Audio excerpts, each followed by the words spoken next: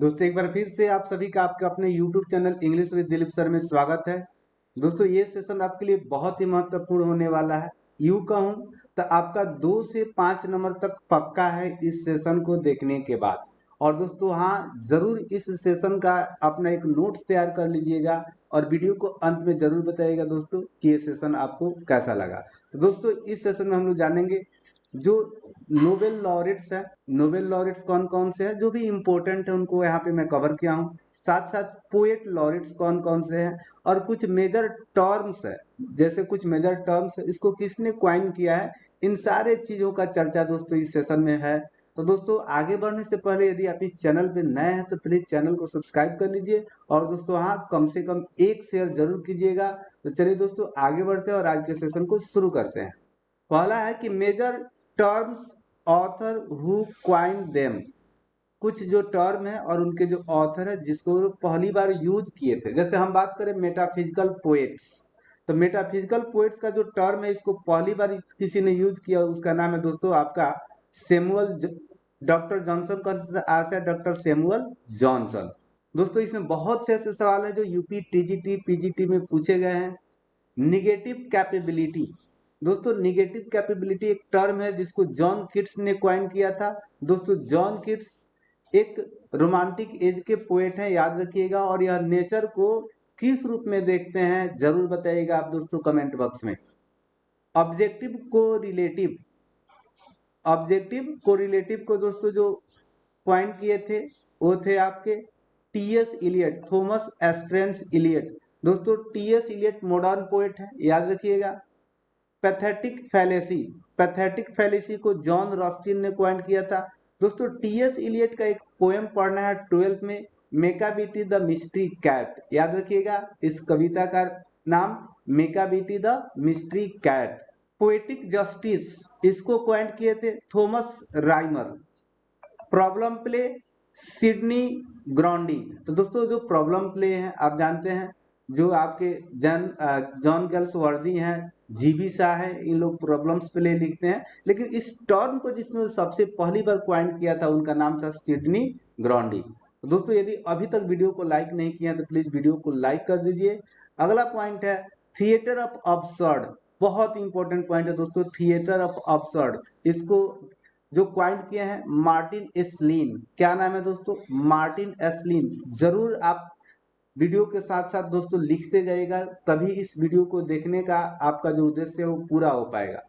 Touch stone method Matthew Arnold, याद रखिएगा touchstone method एक टीजीटी 2009 में पूछा गया था।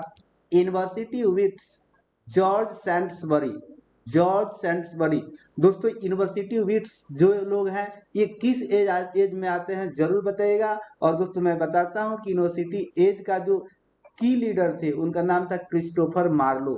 7 लोग थे इसमें दोस्तों, 7 राइटर्स थे जो कैम्ब्रिज और ऑक्सफोर्ड से पढ़े हुए थे। लेकिन इन 7 राइटर्स में एक राइटर ऐसा था जो किसी भी यूनिवर्सिटी में नहीं पढ़ा था, फिर भी उसे हम यूनिवर्सिटी विट्स के रूप में मानते हैं। दोस्तों उस राइटर का क्या नाम है कमेंट में जरूर बताइएगा कि कौन सा ऐसा यूनिवर्सिटी विट्स था जो न तो कैम्ब्रिज और न ही ऑक्सफोर्ड में पढ़ा था। अगला है कि विलिंग सस्पेंशन ऑफ डिसबिलीफ। दोस्तों विलिंग सस्पेंशन ऑफ डिसबिलीफ को क्वाइंट किए थे ST. Coleridge, Samuel Taylor Coleridge. The lost generation Gertrude Stein. Gertrude Stein. New criticism JC Ransom. Dis dissociation of sensibility TS Eliot. दोस्तों TS Eliot का 3 ठो है, एक जगह आपको के लिख लीजिएगा, आपको यहाँ पे पहला या दूसरा मिला होगा। तो चलिए दोस्तों आगे बढ़ते हैं। आगे है Lake School of Poets. Lake School of Poets Francis Jeffrey. दोस्तों जरूर कमेंट करके बताइएगा कि Lake School of Poets, Lake School of Poets में कौन कौन से ऐसे राइटर हैं। दोस्तों एक छोटा सा काम कीजिए, जो भी सवाल आपसे हम पूछे हैं यदि आप कमेंट नहीं कर पाते हैं तो आप अपने नोट्स जरूर तैयार कीजिएगा कि लेक स्कूल ऑफ पोएट्स में कौन कौन आते हैं, या जो आपका ये यूनिवर्सिटी बीट्स में कौन कौन से आते हैं। ठीक है, ये 7 लोग हैं इसमें। फिर है आपका लॉस्ट जनरेशन में कौन कौन से राइटर आते हैं। और एक छोटा सा काम कीजिएगा, आप जो अपना नोट्स तैयार कीजिएगा वो आप इस नंबर पे जरूर सेंड कर दीजिएगा 8084401826। ये छोटा सा आपके लिए कार्य है, यदि आप ऐसा करते हैं तो आपका ये चीज तैयार हो जाएगा और भी आपको रिलेट करके चीजों को सीख जाइएगा। अगला है दोस्तों आपका stream of consciousness, William James, utopia Thomas More. और ये कोई इंपॉर्टेंट नहीं था इसलिए दोस्तों इसको छोड़ दिए हैं। अब हम देखेंगे आपके लिए नोबेल लॉरेट्स, बहुत इंपॉर्टेंट चीज आपके लिए दोस्तों, नोबेल लॉरेट्स को जानना है आपको। ये नोबेल लॉरेट्स कौन कौन से हैं? तो नोबेल लॉरेट्स बहुत से लोग हैं, लेकिन कुछ खास लोगों को मैं यहाँ पे लिखा हूँ, जैसे रुडयार्ड किपलिंग। रुडयार्ड किपलिंग को दोस्तों नोबेल पुरस्कार मिला था। लॉरेट्स मतलब क्या? नोबेल पुरस्कार, नोबेल पुरस्कार पाने वाले लोग। तो रुडयार्ड किपलिंग को मिला सबसे पहले 1907 में। फिर मिलता है रविन्द्रनाथ टैगोर। यहाँ पे इंग्लिश वाले की बात हो रही है, आफ्टर ऑल नहीं, सिर्फ इंग्लिश लिटरेचर। रविन्द्रनाथ टैगोर को दोस्तों मिला था 1913 में गीतांजलि के लिए। विलियम बटलर येट्स को 1923 में। दोस्तों यहाँ पे एक चीज हम छोड़ रहे हैं कि इन राइटर्स को किस रचना के लिए मिला है नोबेल पुरस्कार, ये जरूर आप ढूंढिएगा नेट से और लिखिएगा। और दोस्तों उस नंबर पे जरूर अपना एक स्क्रीनशॉट लेके भेजिएगा, जो आपको नंबर दिए हैं व्हाट्सएप पे भेजिएगा। जैसे रुडयार्ड किपलिंग को किस रचना के लिए मिला, रविन्द्रनाथ टैगोर को किस लिए, विलियम बटलर येट्स को किस लिए। तो विलियम बटलर येट्स को मिलता है दोस्तों 1923 में।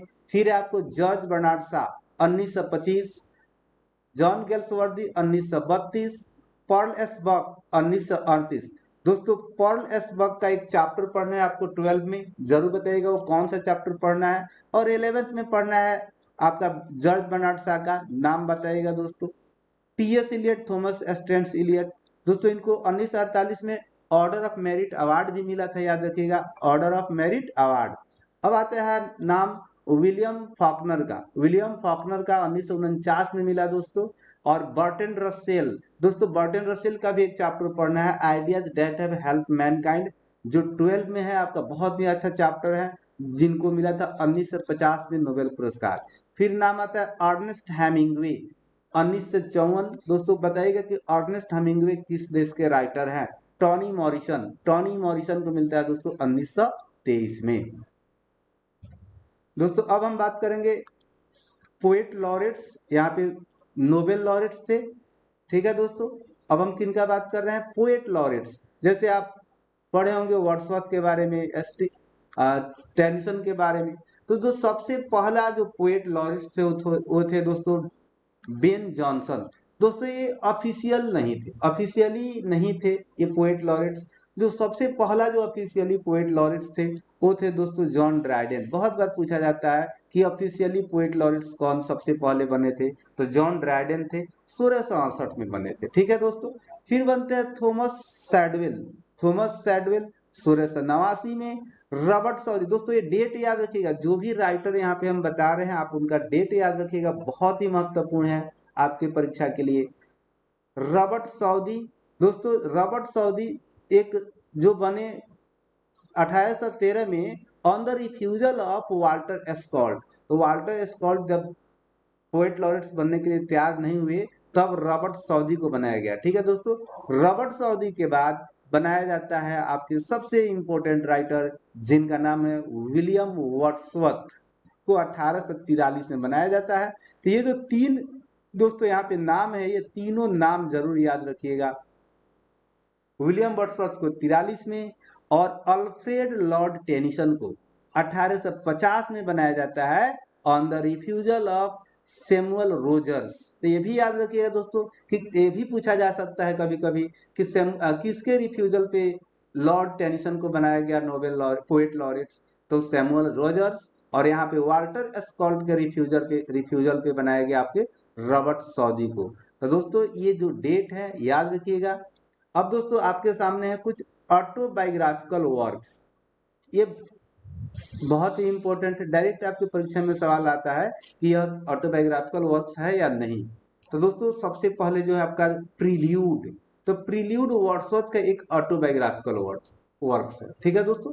प्रील्यूड का एक सब टाइटल भी है, क्या है दोस्तों जरूर बताइएगा। फिर है आपका एलास्टर। एलास्टर के रचनाकार है पीबी शेली, ऑटोबायोग्राफिकल वर्क है। David Copperfield, Charles Dickens.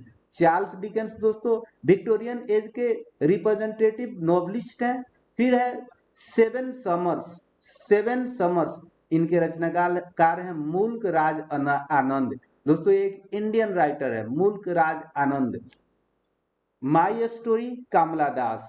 दोस्तों कामला दास की एक पोएम पढ़ना है आपको 12 में।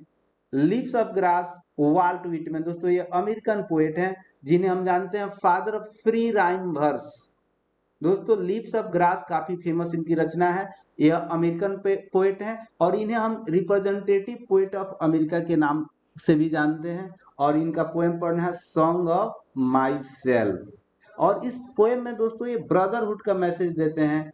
फिर है आपका the great hills of Africa Ernest Hemingway. तो दोस्तों बताइएगा कि अर्नेस्ट हेमिंग्वे किस देश के राइटर हैं।